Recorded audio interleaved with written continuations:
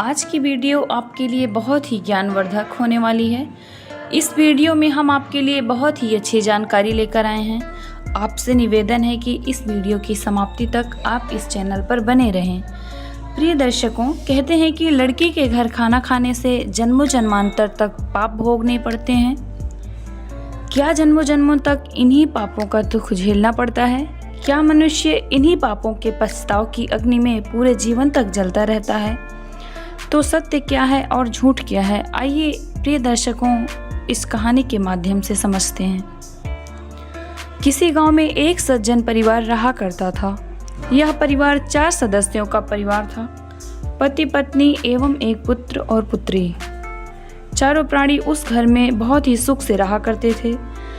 बच्चों के बड़े हो जाने के पश्चात पिता ने पुत्र की शादी करानी चाहिए, तो पुत्र ने यह कहकर मना कर दिया कि नौकरी पा जाऊंगा तब विवाह करूंगा। पिता के बहुत समझाने के बाद भी पुत्र विवाह के लिए राजी न हुआ। पुत्र के विवाह से इनकार के बाद आयु में छोटी होने के बावजूद पुत्री का विवाह करा दिया जाता है। कुछ समय पश्चात बेटे की सरकारी नौकरी लग जाती है। वह घर से बाहर नौकरी करने चला जाता है। घर आने के पश्चात उसकी भी शादी करा दी जाती है। अब वह अपने माता पिता से गांव की संपत्ति बेचकर बाहर शहर चलने को कहता है। पिता अपने पुत्र की बात मानकर गांव की सारी संपत्ति बेचकर शहर में बस जाते हैं।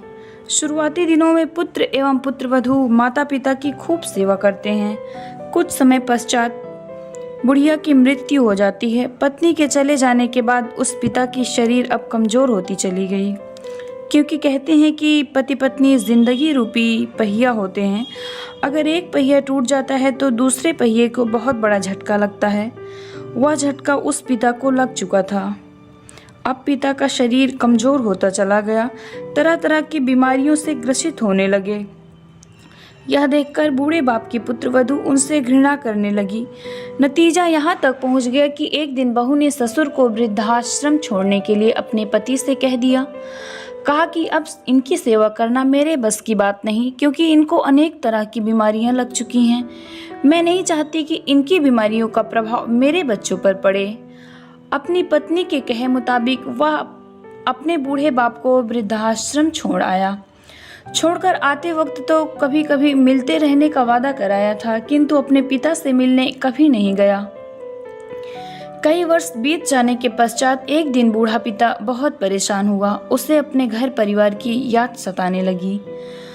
उसे अपने बेटे के पास जाने की इच्छा जागी, किंतु उसके बेटे से संपर्क न हो सका। बूढ़े बाप के एक मित्र थे जो उसी वृद्धाश्रम में उनके साथ रहा करते थे, किंतु वे संतानहीन थे। उन चाचा ने बूढ़े बाप से कहा, एक बेटा नहीं मिलना चाहता तो बेटी से संपर्क कर लो। इस पर पिता ने कहा, हमारे यहाँ बेटी के यहाँ नहीं जाया जाता। चाचा जी ने पूछा, क्यों नहीं जाया जाता? वह भी तो तुम्हारी ही संतान है। बूढ़ा बाप बोलता है, अरे मुझे पाप का भागीदार नहीं बनना। फिर चाचा जी बोलते हैं, अरे भाई, तुम अब भी उन्हीं परंपराओं पर चल रहे हो। उन परंपराओं का कोई मतलब था कभी, किंतु आज नहीं है। इस पर बूढ़े बाप बोलते हैं, नहीं भाई, मेरे बस की बात ये नहीं है। अरे पहले के ज़माने में, यह चाचा जी बोलते हैं, अरे पहले के ज़माने में लोगों के पास बेटी को देने के लिए कुछ नहीं होता था, किंतु आज ऐसा नहीं है। तो फिर ऐसी परंपराएं क्यों हैं? तब के ज़माने में बेटी बोझ के जैसे रखी जाती थी। जो बोझ है उससे क्या उम्मीद। इसीलिए बेटी के यहाँ रहना खाना पाप माना जाता था।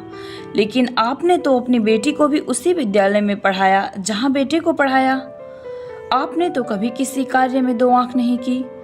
तब के ज़माने में लोग सोचते थे कि बेटी को ज़्यादा कुछ दे नहीं सका तो लूँ कैसे, पाप लगेगा। यदि सेवा करवा ली तो पाप लगेगा।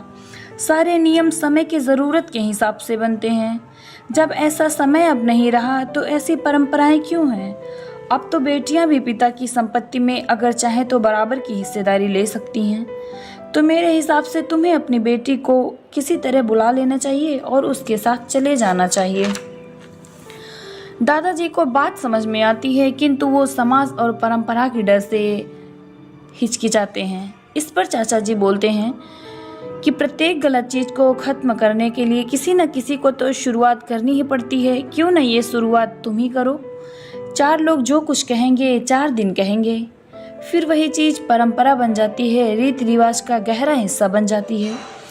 इस पर बूढ़े बाप अपनी पुत्री को बुलाते हैं। पुत्री आती है और अपने पिता के गले लगकर बहुत रोती है और उनसे शिकायत करती है कि आपने मुझे पहले क्यों नहीं बुलाया। उनकी अच्छे से देखभाल करती है। अपने घर ले जाकर उसके पिता अपनी पुत्री के प्यार और देखभाल की वजह से पुनः स्वस्थ हो जाते हैं। अब आप बताएं, क्या समाज एवं परंपराओं की वजह से दादाजी का वृद्धाश्रम में रहना सही था या बेटी के पास आ जाना? हमें नई शुरुआत करने से बिल्कुल नहीं डरनी चाहिए। ये 4 लोग बिना किसी बात के भी 4 बातें करते हैं। इनके डर से अपने फैसले कभी न बदलें, सदैव नई शुरुआत करें। हमारी कहानी पूरी सुनने के लिए धन्यवाद। ऐसे ही प्रेरणादायक एवं ज्ञानवर्धक कहानियाँ सुनने के लिए मेरे चैनल को सब्सक्राइब करें। धन्यवाद।